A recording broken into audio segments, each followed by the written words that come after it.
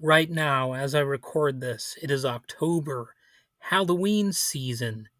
It's right around the corner. That means I need to be talking about something that's scary, something that is unsettling. And you know what can do that trick? The idea of some alien living in a suburban household. This alien is known to potentially eat household cats. And Well, no, I'm just talking about Elf. I'm not talking about a scary monster necessarily. We're talking about a 1980s character who was iconic and actually pretty popular, but no longer quite as popular as he once was. So, welcome back to Critical Wave Theory, and today we're going to be looking at a forgotten pilot. It's sometimes a podcast where I might talk about social issues, I might do movie reviews, but in this case, I'm digging up one of the strangest, shortest lived, and most delightfully bizarre shows that ever made it to air. Today, I'm talking about a puppet. No, not just any puppet, America's favorite sarcastic alien. That's right, I am taking a look at Elf's hit talk show, the series you might not even remember existed, and specifically its very first episode featuring Drew Carey and Dennis Franz, who were actually pretty big stars at the time. And now you might know Drew Carey as the host of that one talk show. No, not a talk show, a game show. That's right, The Price is Right. And he was, a very big star at the time that this show premiered. He was in the middle of the Drew Carey show fame, and also Whose Line Is It Anyway was actually pretty successful. That was a rip roaringly hilarious show. And of course, Dennis Franz was known for appearing on NYPD Blue and some other shows, possibly. That's where I know him from anyway. And, the show began with Ed McMahon and his booming voice. He said, "And now here's Alf."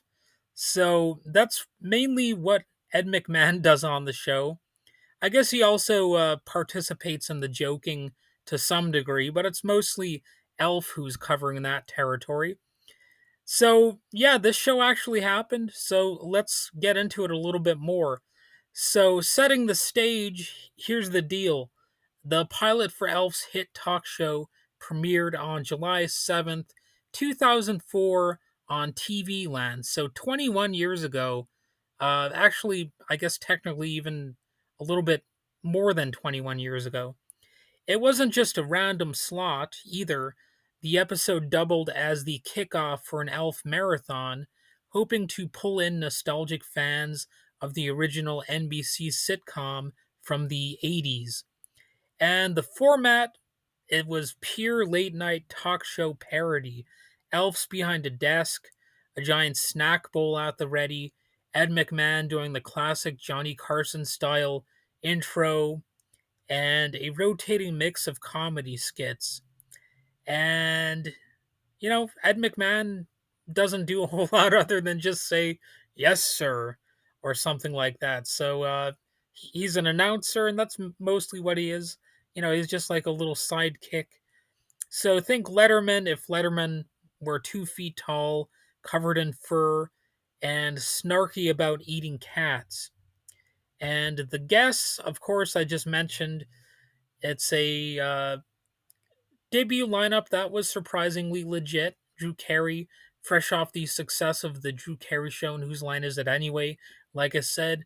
And Dennis Franz, Andy Sipowicz himself, he was forever etched into TV history as that character. I know that my parents, or my mom, I should say, watched NYPD Blue. I don't know if my dad did, they were divorced.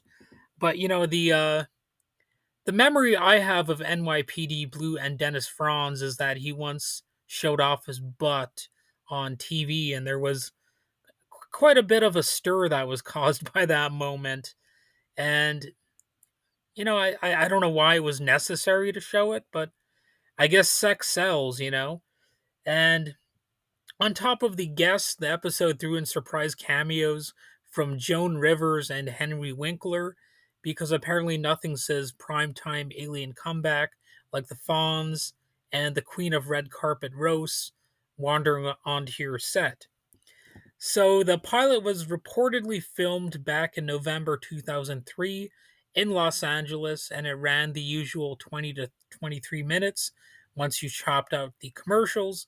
Stylistically, it felt very much like a late night spoof, but the tone never quite landed with a good chunk of audiences out there. Was it nostalgia? Was it satire? Was it just Elf with a snack bowl? Hard to say, and not everybody really understood what they were going for with the show. And speaking of that snack bowl, a recurring gag was that Elf always had a mountain of popcorn or peanut brittle on his desk, offering it to guests but rarely partaking himself. So, for a puppet with famously messy eating habits, that might have been for the best. And if I guess it was there to make you feel at home with Elf and his guests. That he was welcoming, and maybe it would make you feel warm as you watched the show. I don't know, but it was a well written show as far as I'm concerned. I think there were some actually funny jokes here, some corny jokes, but funny nonetheless. But of course, not all audiences appreciate corny jokes. And that leads me to that question. So, how did it do? Well, the pilot actually performed well enough to convince TV Land to order 6 more episodes, but it didn't really do well enough to make it past that. The full season aired between July and December of 2004, but critically, well, that was brutal. Reviewers slammed it for feeling rushed and aimless, and while diehard Elf fans most certainly tuned in out of loyalty, the broader audience didn't stick around. Today, the show mostly pops up in worst talk shows ever lists, so even the Retroist blog later pointed out that the pilot was more of a one-off special that only got upgraded to series after TV Land saw decent initial numbers. And it was a brief glimmer of nostalgic alien magic, quickly buried in the TV graveyard. Personally, I like the episode, and I will probably eventually watch the other ones if I can find them on YouTube. They're actually kind of tricky to find, like so many other things out there. So, if you know where I can find all of the other episodes, like if I can't see them on YouTube, go ahead and let me know, and I might appreciate that.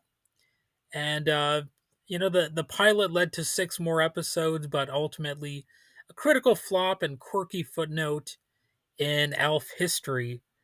And I personally don't really like the audience not understanding the show, because it's definitely not the worst TV talk show that I've ever seen. And I think Elf is a likable character.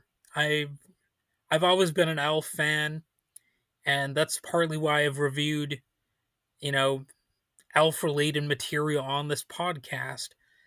I might even get into some more episodes, like the old original TV show, which I've actually never really watched that much of, to be honest.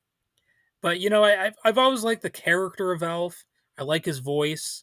I like his snarky, sarcastic humor, and he kind of just reminds me of the 1980s, of course, like the better parts of the 1980s, the fun parts.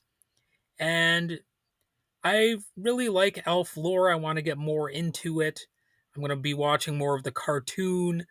And I wish Elf would make a comeback, but apparently the creator of Elf, Paul Fusco, he's very demanding about Elf being seen as if he's a real life alien. So he really wants to have elaborate sets that hide the fact that he's a puppet and stuff like that. So, it's a bit of a logistical nightmare for studios to actually attempt an elf show or something like that. So that's why Elf hasn't really made that big of a comeback, other than the fact that, Elf Star maybe has just faded a little bit.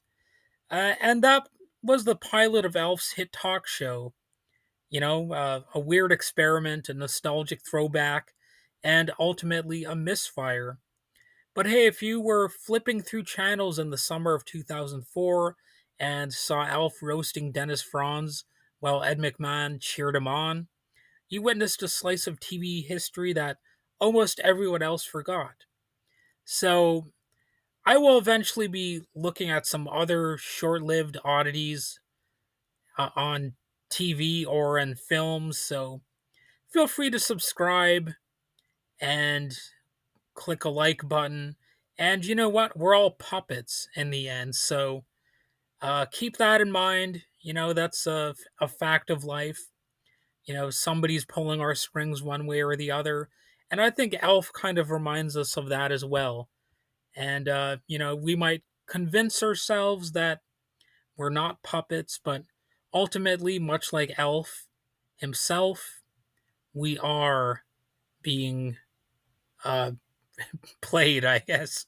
So, anyway, on that note, on that cynical and dark note, which kind of gets back into the Halloween spirit of things, well, have a nice night.